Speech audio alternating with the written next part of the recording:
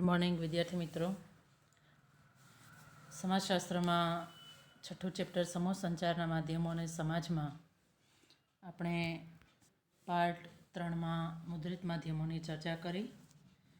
મુદ્રિત માધ્યમોની સાથે વિજાણુ માધ્યમો, જેમાં રેડિયો, ફોટોગ્રાફી, ચલચિત્રો, સિનેમા, ટીવી, કમ્પ્યુટર, ઇન્ટરનેટ અને મોબાઈલ.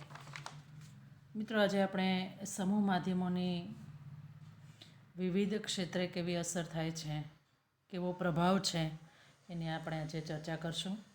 મિત્રો, આપણે સૌ જાણીએ છીએ કે સમૂહ માધ્યમોએ માનવ જીવન પર અસર કરી છે અને માનવ જીવનના જે વિવિધ ક્ષેત્રો છે, સમાજ જીવન, શિક્ષણ, આરોગ્ય, આર્થિક બાબતો, કલા અને રમતગમતના ક્ષેત્રો છે, મનોવૈજ્ઞાનિક અને રાષ્ટ્રીય એકતાના ક્ષેત્રો છે, જેના ઉપર સમૂહ માધ્યમોની અસરો છે, એનો પ્રભાવ છે જોવા મળે છે. એમાં આજે આપણે સામાજિક જીવન ઉપર કેવી અસરો છે એના વિશે વાત કરશું. મિત્રો, કુટુંબ, લગ્ન, જ્ઞાતિ અને સંસ્કૃતિના વિવિધ પાસાના સંદર્ભમાં સમૂહ માધ્યમોની અસરો જો આપણે જોવા જઈએ તો સૌપ્રથમ છે કુટુંબ જીવન પર અસર. વિજ્ઞાન અને ટેકનોલોજીના યુગમાં જેમ કોઈ પણ ટેકનોલોજીના પ્લસ પોઈન્ટ હોય છે, એમ માઇનસ પોઈન્ટ પણ હોય છે. એટલે કૌટુંબિક જીવન પર માસ મીડિયાએ હકારાત્મક અને નકારાત્મક બંને રીતે એનો પ્રભાવ છે, એની અસર છે જોવા મળે છે. મિત્રો, સૌપ્રથમ આપણે વાત કરીએ તો કુટુંબવાદને બદલે વ્યક્તિવાદ અસ્તિત્વમાં આવ્યો.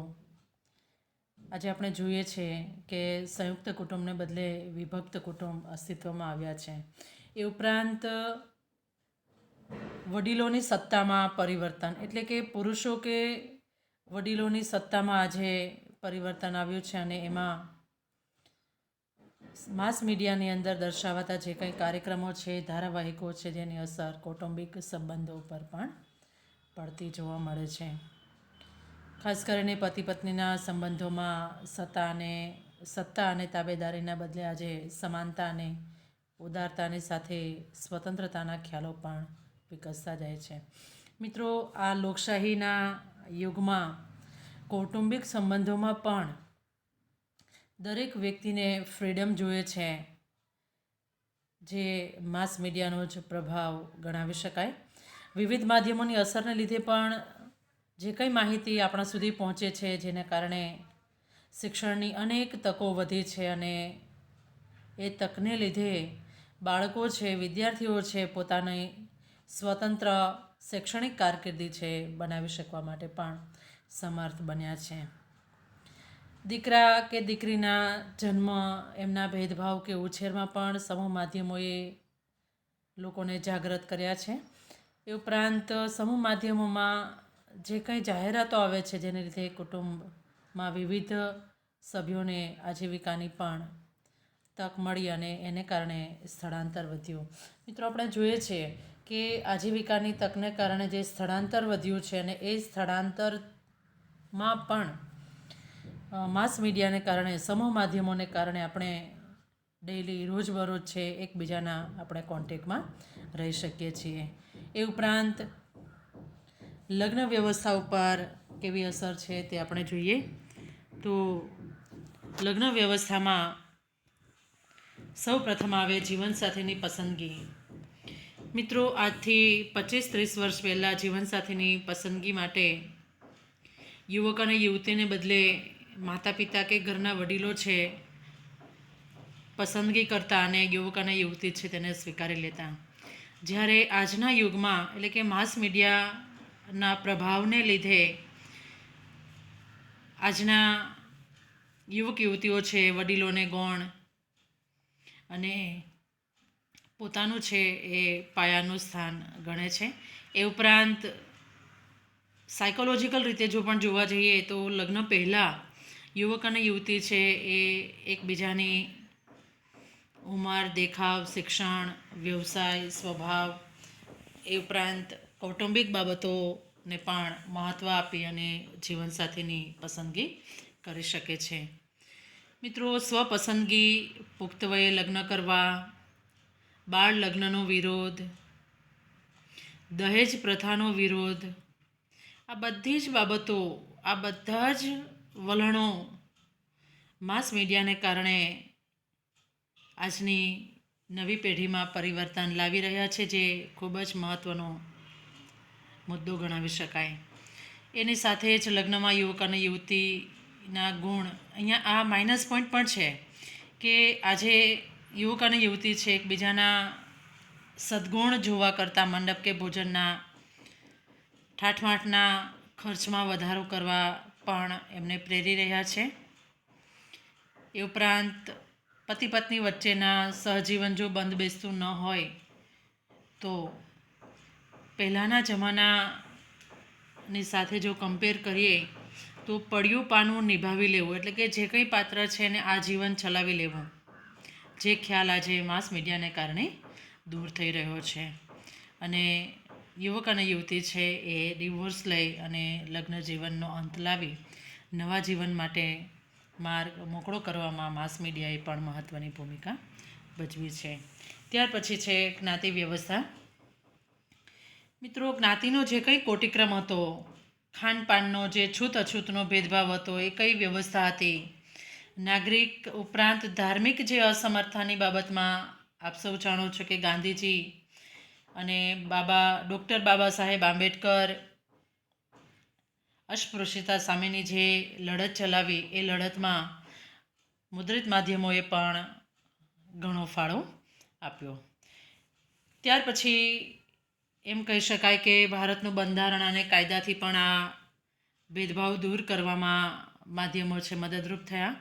એ ઉપરાંત આજના યુગની અંદર આધુનિક માધ્યમોની જો આપણે વાત કરીએ તો ખાનપાન છે, વ્યવસાય, એ ઉપરાંત નાગરિકોના હકોની બાબતમાં જે કંઈ ભેદભાવવાળી પ્રણાલી હતી એને આજના આધુનિક માધ્યમોએ છે ઉખેડીને ફેંકી દીધી છે. એટલે કે આજની જે કંઈ પેઢી છે, આજનું યુવાધન છે, એ આ બધી બાબતમાં છે એ ભેદભાવ રાખતી નથી. મહત્ત્વની વાત છે આંતરજ્ઞાતીય લગ્નોને પ્રોત્સાહન. મિત્રો, આજના આ યુગમાં જ્યારે યુવક અને યુવતી જીવનસાથીની પસંદગીમાં ફ્રીડમ ઈચ્છે છે ત્યારે આંતરજ્ઞાતીય લગ્નને પણ માસ મીડિયાએ છે પ્રોત્સાહન આપ્યું છે. આંતરજ્ઞાતીય લગ્ન એટલે પોતાની જ્ઞાતિની બહાર પણ જીવનસાથીની પસંદગી કરી શકે. વ્યક્તિ કે કુટુંબ ઉપર પણ જો જ્ઞાતિની મજબૂત પકડ ઢીલી કરવામાં પણ સમૂહ માધ્યમોની ભૂમિકા છે મહત્ત્વની રહે છે. અને ત્યાર પછી છે આપણી સંસ્કૃતિ. મિત્રો, ભારતીય સમાજ અનેક ધાર્મિક સંપ્રદાયો ધરાવતો દેશ છે. એટલે જેમ સંપ્રદાયો અલગ, તેમ દરેકના અનેક વિધિ વિધાનો હોય, માન્યતાઓ હોય, શ્રદ્ધાઓ, વહેમ, અંધશ્રદ્ધાઓ છે એ દરેક ધર્મમાં જોવા મળે. જેમાં સમૂહ માધ્યમો છે આવા ઘણા વિધિ વિધાન, માન્યતાઓ કે અંધશ્રદ્ધાઓ વિશે લોકો સુધી સાચું જ્ઞાન પહોંચાડી, વૈજ્ઞાનિક જ્ઞાન આપી અને લોકોને જાગૃત કરવાનો પ્રયત્ન કર્યો છે. એ ઉપરાંત આ માધ્યમો થકી જ શ્રદ્ધાઓ, માનવ ધર્મ કે યોગનો પણ પ્રચાર થયો છે. જન્મદિવસની ઉજવણી હોય, મેરેજ એનિવર્સરી હોય, વિવિધ તહેવારો હોય કે ઉત્સવોની ઉજવણી હોય, તો જે પહેલાંના યુગ કરતાં આજનું યુવાધન છે એને ઠાઠમાઠથી ઉજવવા પ્રેરે છે. બીજી એક મહત્ત્વનો પ્લસ પોઈન્ટ છે કે દીકરીના જન્મને આવકારવા સમૂહ માધ્યમો છે એ પ્રોત્સાહન આપી રહ્યા છે. એટલે દીકરા દીકરીના જે કંઈ ભેદભાવ હતા એ માસ મીડિયાને કારણે હવે ઓછા થવા લાગ્યા છે. શિક્ષણને કારણે આજે ઓછા થવા લાગ્યા છે. અને છેલ્લે એમ કહી શકાય કે મૃત્યુના પ્રસંગોમાં જે લાંબા સમય સુધી ઊંડા શોક અને વિચિત્ર જે કંઈ રિવાજો હતા એને માત્ર બેસણામાં ફેરવવાનું કાર્ય છે સમૂહ માધ્યમોએ કર્યું છે. મિત્રો, આ વર્ષ પૂરતું તો એમ પણ કહી શકાય કે બેસણાને બદલે પણ ટેલિફોનિક બેસણું, જે આપ સૌ જાણો છો, જે હાલના સમય પ્રમાણે માસ મીડિયાને કારણે છે શક્ય બન્યું છે. ત્યાર પછી ભૌતિક વસ્તુઓના ઉત્પાદન અને સેવાઓના પ્રચાર વિશે આપણે આગળના વિડીયોમાં જોઈશું.